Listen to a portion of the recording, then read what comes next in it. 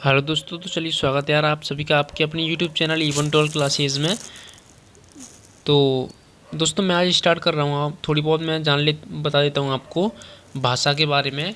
यानी भाषा कितने प्रकार की होती हैं और वो भाषा क्या है, जैसे राष्ट्रभाषा रही और अंतर्राष्ट्रीय भाषा रही, ये क्या चीज़ें होती हैं। ठीक है, तो जान लेते हैं इस वीडियो में। अगर आपने अभी तक चैनल सब्सक्राइब नहीं किया तो चैनल सब्सक्राइब कर लें और बगल में घंटी वाले बटन को भी दबा दें। तो चलिए स्टार्ट करते हैं। तो पहले इसमें दिया गया है भाषा। भाषा क्या है? तो भाषा वह साधन है जिसके द्वारा मनुष्य बोलकर, सुनकर, लिखकर व पढ़कर अपने मन के भावों या विचारों का आदान प्रदान करता है। उसे क्या कहते हैं? भाषा। ठीक है, यानी जिसे सुनकर, बोलकर, लिखकर, पढ़कर भावों या विचारों का आदान प्रदान करते हैं या एक दूसरे से बताते हैं, तो उसे क्या कहते हैं? भाषा। दूसरे शब्द में अगर हम कह चाहें तो क्या है इसमें? दूसरे शब्दों देखो मैंने ये टाइप किया है। दूसरे शब्दों में जिसके द्वारा हम अपने भावों को लिखित अथवा कथित रूप से दूसरों को समझा सकें और दूसरों के भावों को समझ सकें, उसे भाषा कहते हैं। जैसे जिसके द्वारा हम किसी को समझा सकें और उसकी बातों को सुनकर हम समझ सकें, तो उसे क्या कहते हैं? भाषा। ठीक है, अगर बिल्कुल सरल शब्दों में कहा जाए तो सामान्यतः भाषा मनुष्य की सार्थक व्यक्त वाणी को कहते हैं। ठीक है, जो वाणी होती है, जो आवाज़ होती है, उसे क्या कहते हैं? भाषा।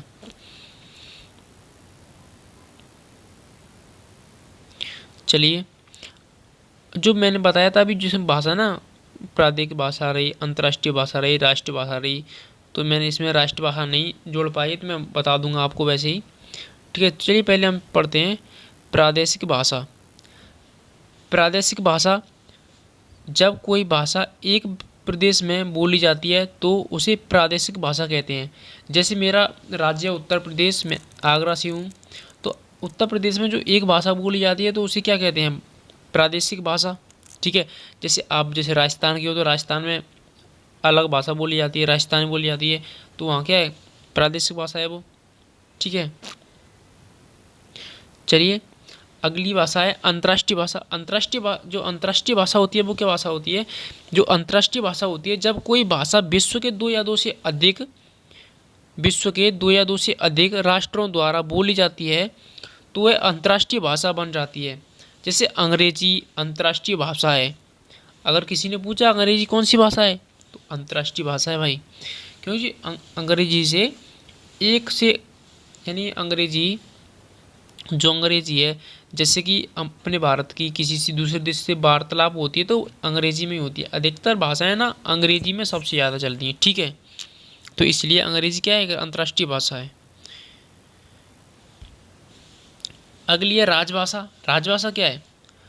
हाँ दोस्तों, तो आप भी ग्रुप से जुड़ना चाहते हैं तो ये आपको दिखाई दे रहा होगा नंबर, नोट कर लें, इस पर हेलो लिख कर भेज दें। बाकी आप कोई कमेंट नहीं करेंगे।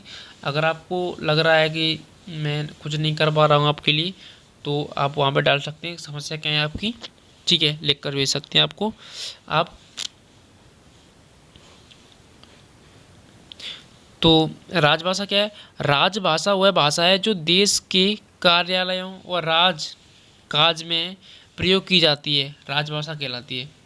यानी जो राजभाषा होती है वह भाषा जो देश के कार्यालयों व राजकाज में प्रयोग की जाती है, राजभाषा कहलाती है। यानी जो देश के कार्य होते हैं ना, उसमें प्रयोग की जाती है, उसे क्या कहते हैं? राजभाषा।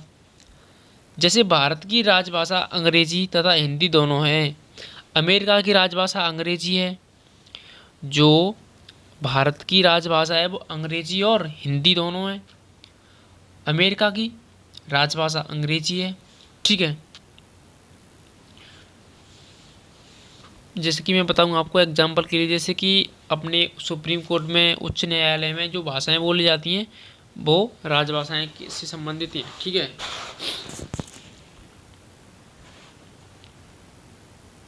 मानक भाषा विद्वानों व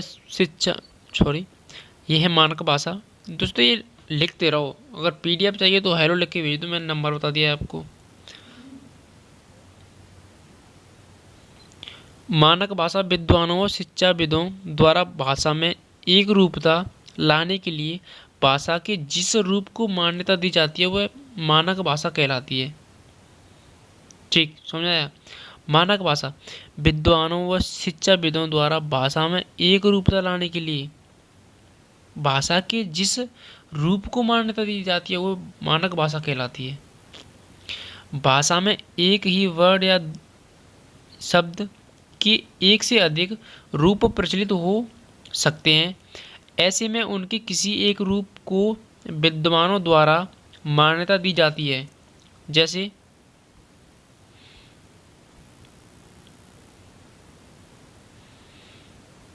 सॉरी यार, ये मैं टाइप करना भूल गया, चलिए कोई दिक्कत नहीं है।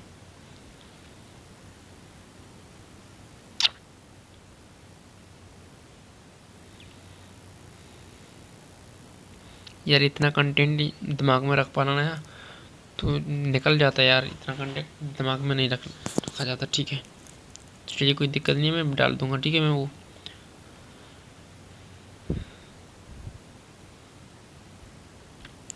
तो हम बात कर रहे थे मानक भाषा, जैसे ठंड रही, उग गई, रब आदि जो करते हैं ना वो मानक भाषा में आती है। ठीक है, चलिए मातृभाषा। मातृभाषा मातृभाषा खनूर सिंह का जन्म पंजाबी भाषी परिवार में हुआ।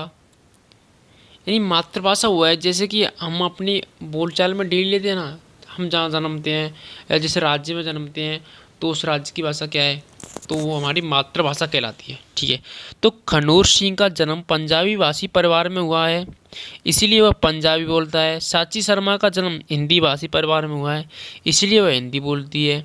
पंजाबी व हिंदी क्रमशः उनकी मातृभाषाएं हैं। ठीक है, समझ आया ये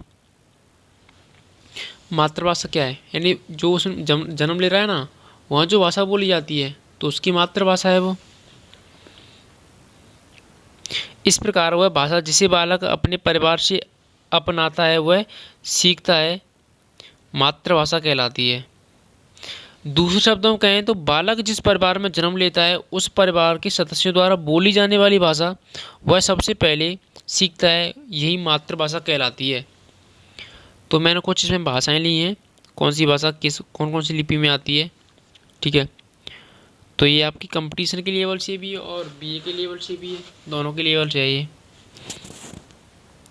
तो क्रम, जैसे कि मैंने इसमें क्रम नंबर डाला है, भाषा डाली है और लिपियाँ डाली हैं।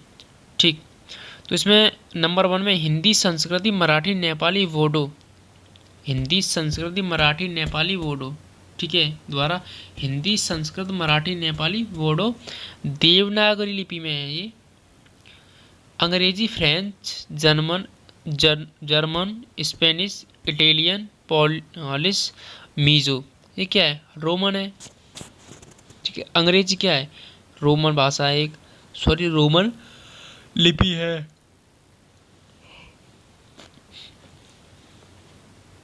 आदि पंजाबी क्या है, गुरुमुखी। ये कंपटीशन अक्सर पूछा जाता है कि पंजाबी कौन सी भाषा है, तो लोग क्या कराते हैं देवनागरी, लेकिन क्या है पंजाबी